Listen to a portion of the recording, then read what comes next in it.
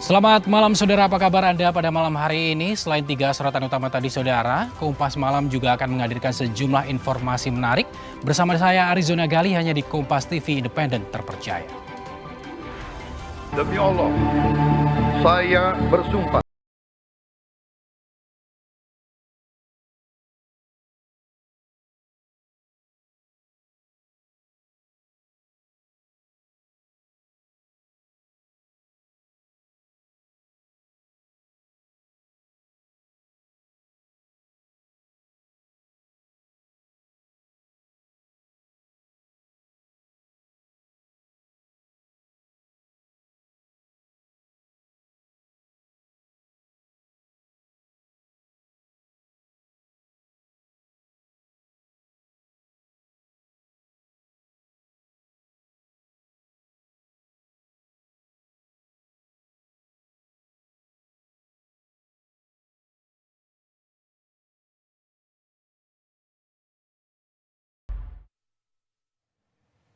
Saudara Presiden Prabowo Subianto mengumumkan jajaran kabinetnya pada Minggu malam usai gelar gala dinner bersama dengan tamu negara di Istana Negara.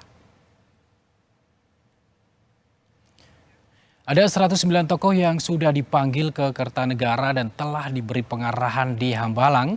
Kini mereka dipanggil ke Istana Negara, diumumkan sebagai menteri, wakil menteri dan kepala badan. Sebagian menteri dan wakil menteri yang dipilih Prabowo Subianto merupakan mantan menteri era kabinet Joko Widodo. Para menteri ini akan dilantik pada Senin besok. Bahwa setelah saya dilantik pada tanggal 20 Oktober 2024, malam harinya saya akan umumkan Kabinet Pemerintah Republik Indonesia periode tahun 2024-2029. Dengan kesepakatan para ketua umum koalisi kami beri nama kabinet ini Kabinet Merah Putih.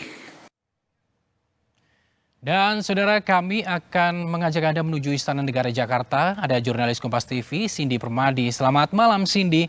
Cindy, setelah diumumkan bagaimana persiapan pelantikan besok? Dan apakah ada agenda pada malam hari ini selanjutnya? Ya, Gali, selamat malam. Kalau untuk malam hari ini sudah selesai, mengingat rangkaian pada pagi hari ini yang melibatkan Presiden Prabowo Subianto cukup panjang, dimulai dari pagi tadi ada pelantikan, kemudian pisah sambut bersama dengan Presiden ke-7 Joko Widodo, langsung dilanjutkan dengan menerima 9 pimpinan negara atau utusan 9 negara, yang kemudian juga dilanjutkan lagi dengan acara gala dinner yang berlangsung tertutup sebenarnya untuk media, tapi sama-sama bisa disaksikan melalui live streaming. Yang menarik adalah tadi memang adalah soal pengumuman 109 formasi kabinet merah putih. Jadi memang ada perubahan nama kabinet. Kalau kita ingat ketika masa kampanye Prabowo Subianto mengenalkan kabinetnya adalah Kabinet Indonesia Maju, mengingat keberlanjutan jadi kata kunci, sehingga melanjutkan nama kabinet yang sudah diusung atau digunakan oleh Presiden ke-7 Joko Widodo dan Ma'ruf Amin. Tapi pada hari ini diumumkan perubahan nama kabinet menjadi Kabinet Merah Putih. Nah, 109-nya sudah diumumkan tadi, terdiri dari 48 calon menteri, 5 kepala badan yang tidak berada di bawah Menko, kemudian 56-nya adalah calon wakil menteri yang akan dilantik besok pada pagi hari untuk menteri, sementara kalau untuk wakil menterinya akan dilantik pada pukul 3 sore. Nah, kepala badan juga akan dilantik pada hari Selasanya. Jadi 2 hari ke depan agenda dari Prabowo Subianto dan Gibran Rakabuming Raka adalah meresmikan Kabinet Merah Putih yang sudah diumumkan pada malam hari ini. Kalau kita bandingkan memang sebenarnya dengan ketika Presiden Joko Widodo tahun 2019 mengenalkan kabinetnya berbeda format. Kalau pada tahun 2019 Presiden ke-7 Joko Widodo mengenalkan dengan formasi ataupun dengan format yang lebih cair di Istana Merdeka pada pagi hari jelang pelantikan, duduk-duduk lesehan. Tampaknya hari ini lebih formal dan berlangsung begitu cepat, mengingat jumlah orang-orang yang dikenalkan oleh Prabowo Subianto juga banyak, ada 109 orang. Nah, kemudian agenda hari Rabu ini yang juga menjadi penting.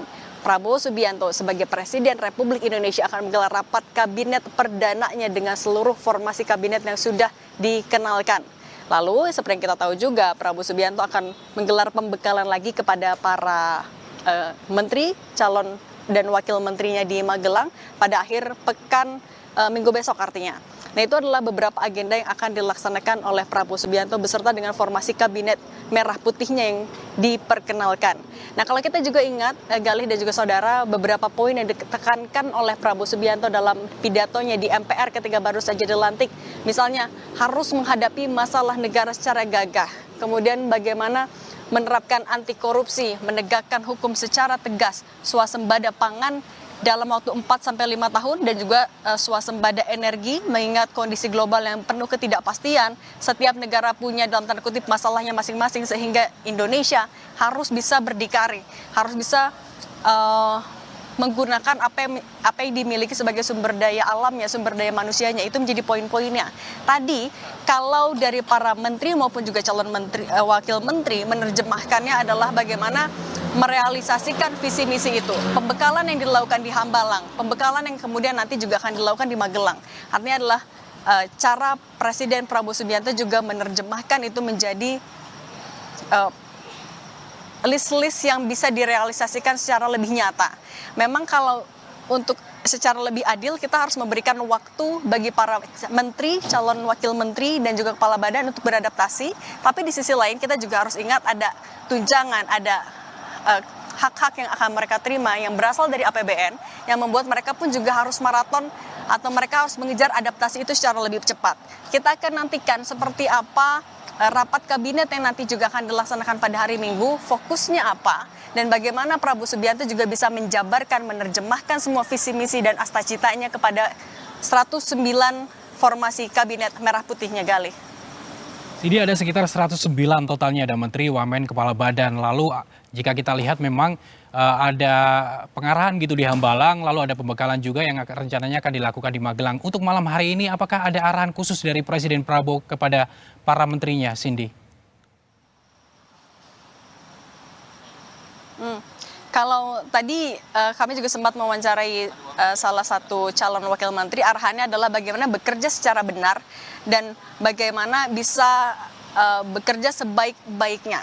Karena itu juga kalau kita ingat itu adalah pesan yang disampaikan oleh Presiden ke-7 Joko Widodo kepada Presiden Prabowo Subianto, bagaimana bisa bertanggung jawab kepada 200 juta lebih rakyat Indonesia yang hari ini sudah turut merayakan pelantikan Prabowo Subianto sebagai presiden. Presiden Jokowi sudah menyerahkan tugas-tugasnya, menyerahkan apa yang bisa dilanjutkan oleh Prabowo Subianto. Tidak hanya menyerahkan, tapi pesan dari Jokowi kepada Prabowo adalah bisa melanjutkan, bisa menyempurnakan dan juga bisa mengoreksi. Nah, itu arahan yang juga kemudian harus diterjemahkan oleh para menteri, wakil menteri dan kepala badan yang akan dilantik besok. Kemudian juga kalau sebelumnya salah satu calon wakil menteri Emmanuel Ebenezer sempat menyebutkan kalau Prabowo Subianto dengan tegas sempat mengatakan kepada jajarannya bahwa kalau ada visi yang tidak sesuai, kalau misalnya tidak setuju, ya mundur saja dari posisinya sebelum dilantik.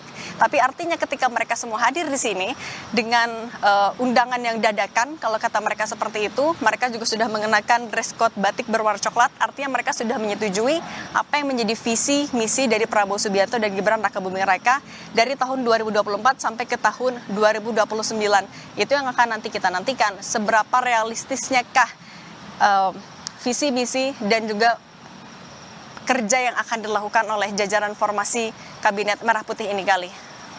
Sidi, kita tahu bahwa tadi Presiden Prabowo Subianto mengatakan bahwa pelantikan terhadap para menterinya ini akan dilakukan pada esok hari. Ada persiapan khusus apa, Cindy? Siapa saja yang kemungkinan akan diundang dalam pelantikan menteri dan wakil menteri? Kalau persiapan khusus, kalau dari tempat saat ini saya melaporkan tidak terlihat, tapi memang biasanya kalau di agenda pelantikan tidak ada dekorasi yang terlalu berbeda. Biasanya untuk agenda pelantikan diselenggarakan di Istana Negara, para calon menteri, calon wakil menteri atau pihak-pihak akan dilantik akan mulai datang dari 1 jam sebelum agenda, artinya dari jam 9 atau setengah 9 mereka akan sudah mulai tiba di area Istana Kepresidenan Jakarta. Untuk di dalam juga biasanya tidak ada dekorasi yang berbeda, hanya nantinya akan dihadiri oleh wakil presiden tentunya, kemudian juga akan dihadiri oleh ketua umum partai politik. Nah, untuk wakil menteri dan juga kepala badan tampaknya kurang lebih akan sama. Tidak akan ada yang terlalu berbeda, tidak dekorasinya akan sederhana, dilangsungkan juga secara singkat, tapi juga yang dinantikan adalah kalau kita berkaca dari apa yang biasa dilakukan oleh Presiden Jokowi akan menyampaikan statement soal kenapa memilih menteri-menterinya. Kalaupun tidak, para menterinya akan juga menyampaikan apa alasan mereka dipilih, apa yang menjadi PR dari Presiden Prabowo ketika menunjuk mereka. Dalam 100 hari ke depan, apa yang harus mereka kejar? Sudahkah mereka berkoordinasi dengan menteri-menteri sebelumnya? Itu yang biasanya akan disampaikan, sekaligus juga kita untuk bisa membandingkan apa yang sudah dikerjakan oleh menteri di kabinet sebelumnya dan apa yang akan mereka lakukan di kabinet selanjutnya. Karena lagi-lagi kata kuncinya adalah keberlanjutan, sehingga apakah proyek strategis nasional yang sudah dicanangkan oleh Presiden Jokowi akan betul-betul dilanjutkan oleh Presiden Prabowo melalui kabinet formasi kabinet merah putih pada besok yang akan dilantik. Galih. Sidi, tadi pengumuman sudah dilakukan, lalu Prabowo juga menyebutkan bahwa pelantikan akan dilakukan besok. Tadi Anda pasti sudah ketemu dengan beberapa menteri dan juga wakil menteri. Mungkin Anda sempat ngobrol atau apa yang dibicarakan, bagaimana dia mereka menanggapi komitmen Prabowo? Ya tadi salah satunya kami bertemu dengan calon wakil Menteri Pertanian Sudaryono. Ia juga sebelumnya sudah menjabat di posisi yang sama. Kami sempat menanyakan bagaimana dengan komitmen Prabowo Subianto yang disampaikan dalam pidatonya di MPR soal swasembada pangan dalam target 4-5 tahun atau maksimal 5 tahun. Ia menyebutkan kalau itu adalah sesuatu yang realistis dan bisa dicapai. Mengingat program-program yang sudah dilakukan sejak periode sebelumnya, misalnya ada pompanisasi, kemudian memperluas area irigasi, itu bisa dan akan terus dikerjakan sehingga swasembada pangan cita-citanya adalah bisa dicapai pada akhir periode dari Prabowo Subianto dan juga Gibran Rakabuming Raka. Itu misalnya kalau dari sudut pandang swasembada pangan, karena ya lagi-lagi alasannya sama. Indonesia harus bisa berdikari di tengah ketidakpastian global, yang mana ketika negara-negara lain juga punya dalam tanda kutip masalahnya sendiri-sendiri. Kemudian juga soal keinginan Prabowo Subianto agar penindakan hukum dilakukan secara tegas. Tadi kami sempat menanyakan kepada Yusril Iza Mahendra, kepada juga Jaksa Agung St. Burhanuddin, mereka setuju dengan itu. Tapi apa yang akan mereka jabarkan lagi, bagaimana mereka menerjemahkannya, mereka belum mau menjelaskan secara rinci. Mereka rata-rata hanya meminta kita lakukan satu persatu, mulai dari pelantikan misalnya, kemudian akan langsung maraton mengerjakan, yang pasti tujuannya adalah apa yang disampaikan oleh Presiden Prabowo tadi kali. Baik, terima kasih Cindy Permadi atas informasinya langsung dari Istana Negara Jakarta. Selamat bertugas kembali.